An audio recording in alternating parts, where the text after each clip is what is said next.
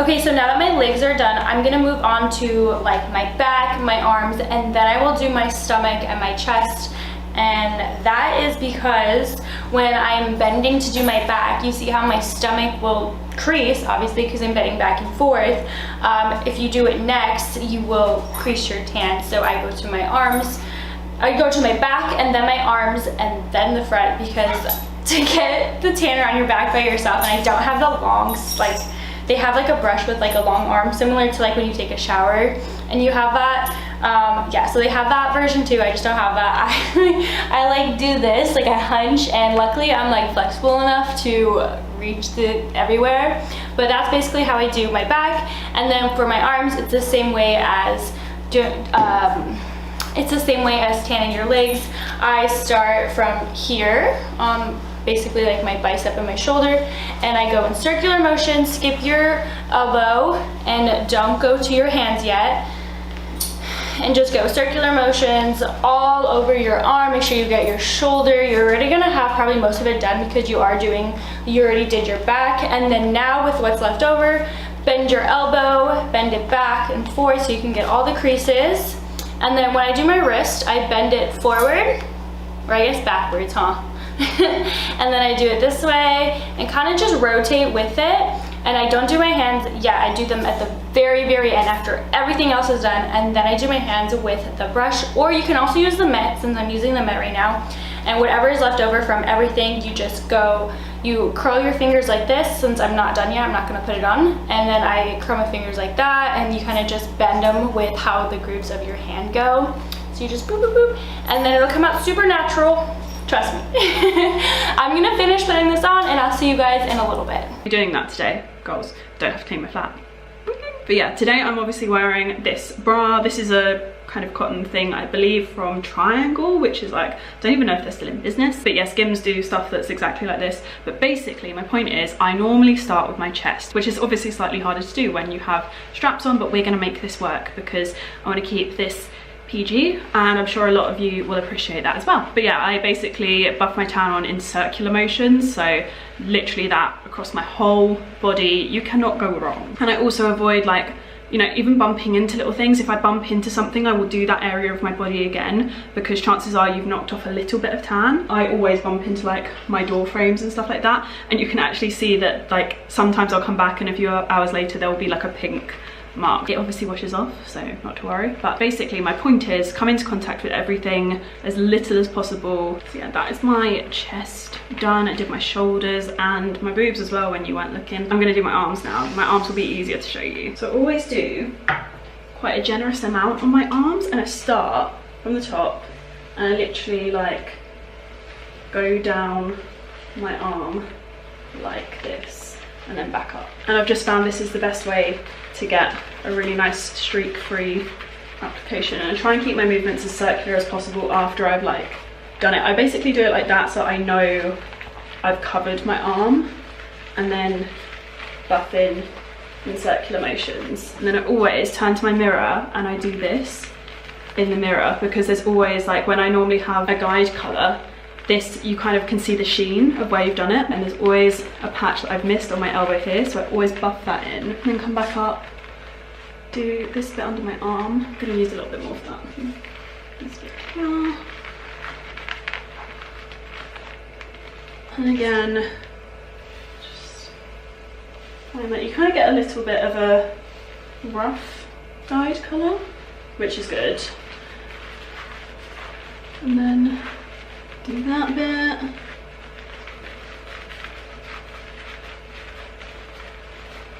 Elbows.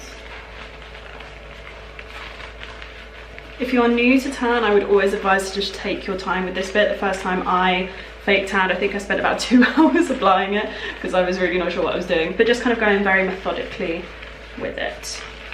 This is actually so much harder to do under studio lights as well, because I'm kind of going blind from the lights, but that's how I did this right. Another tip is to always, like, I move my skin around, so I'll buff in like that, and then move my skin on my wrist around like that, and I'll buff in like that, just so you kind of stretch out the skin in like trickier areas. And that's like my best way for getting like a more smooth application and a much more natural application, because then you don't get lines. I'm going to leave my hands. I'm going to talk to you about hands in a minute. I then move on to my kind of, what should you call it, the torso, tummy, lower back, that kind of vibe. You can see my pile of products behind me, but yeah, this is kind of how I like to do my tan on my tummy. I start off in a circular motion like this, and then I do my sides.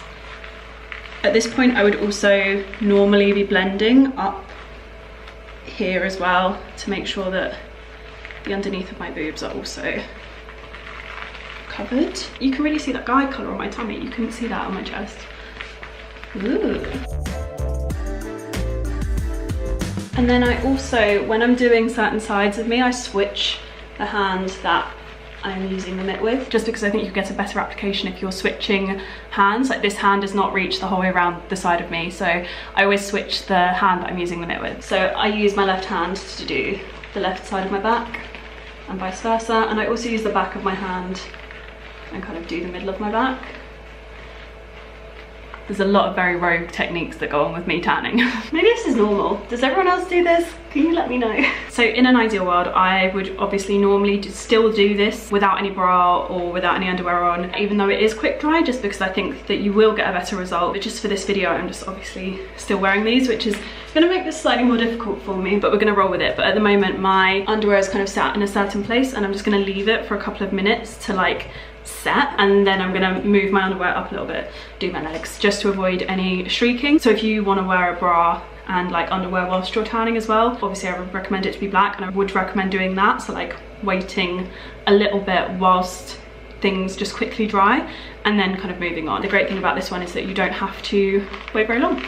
So I've angled you down a little bit differently now. We're gonna move on to my legs. So I'm gonna do this like this. This is how I would normally do my tan. Like this is exactly where I stand when I do my tan. I just don't normally talk to you guys, but basically I start from my ankle and work my way up to the top of my thigh, and then I kind of do my bum as well at the same time. And then with the excess that is on my mitt, I just run that over my feet, and then I also stretch out this part of my legs to make my foot very flat, and just do that part of my heel. I'm gonna do my back. So as I've been going, I've obviously been doing this side of my back when I did my arms.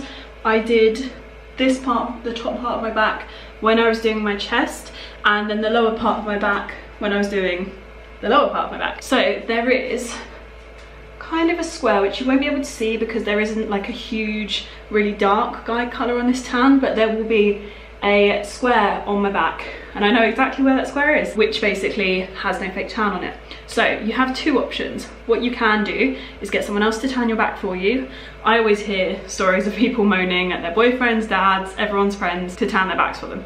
I've never done that because I have this, which is basically like a little kind of, I don't know, like a foam thing on a stick where you use it to do your back. Now, this is a very old one, and I kind of don't want to show it to you because it's a very funny colour, but this is what I use. So I'm gonna kind of show you me using it and try and not show you the stick too close up because it's gross, and I'm aware I'm gross, so let's all move on. So you basically just pop your mousse onto the stick, and then I'm gonna see if I can do this without properly looking, and then use that to do your back. And yeah, this is 100% a necessity if your need for tanning your back gets you into arguments with your boyfriend, if you are single, which I have been for a very, very, very, very long time. Well, obviously not now, but have been. Yeah, this is an absolute essential.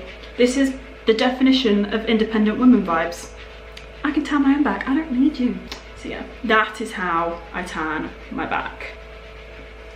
But yeah, so my back is done, my chest is dry, my arms are dry. My arms are like so dry. It's not normal for my arms to be this dry when I fake tanned, like after this amount of time, so that's really great. My legs are feeling pretty dry as well, so I actually think this is gonna be a go for putting clothes on and going outside into the world. It's gonna be great. But I'm gonna talk you through doing my hands. What I do is I've already like done my whole body with the tan, and this mitt still has like some excess tan on it. So what I tend to do is just use the excess tan, the leftover that is on this mitt, and use it to do the palm of my hands. So as you can see, I really like spend a lot of time buffing it in, because your hands are really important. You don't want them to be really, really orange and really dark and a bit gross, but you also don't want them to be a very different colour to your body. Like obviously when I go on holiday, people always used to say this to me in videos, they'd be like, your hands are still lighter than the rest of your body, and I'd be like, yes, that is normal, because even when I get a real tan, my hands are never the same colour as my body. You wash your hands, like the skin on them is exfoliated so much quicker, much like your face, so you do generally have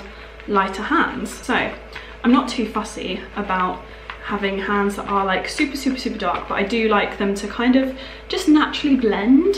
So I spend a lot of time doing the palm of my hands, and then what I do is just take the excess over my fingers. And once again, I want to talk about that bending the skin so that you get a good blend. So I kind of bend my knuckles and just very, very lightly brush the mitt over them. Not too harsh, I don't want a build up of product in the gaps between the skin, but I do want a good amount of product over everywhere. And I really spend a lot of time doing the sides of my hands as well, just to avoid that stark line. So I kind of go a little bit over. It doesn't tend to take on the palm of my hand ever, so I'm quite confident in just like brushing it over like that. And I do the sides of my fingers as well.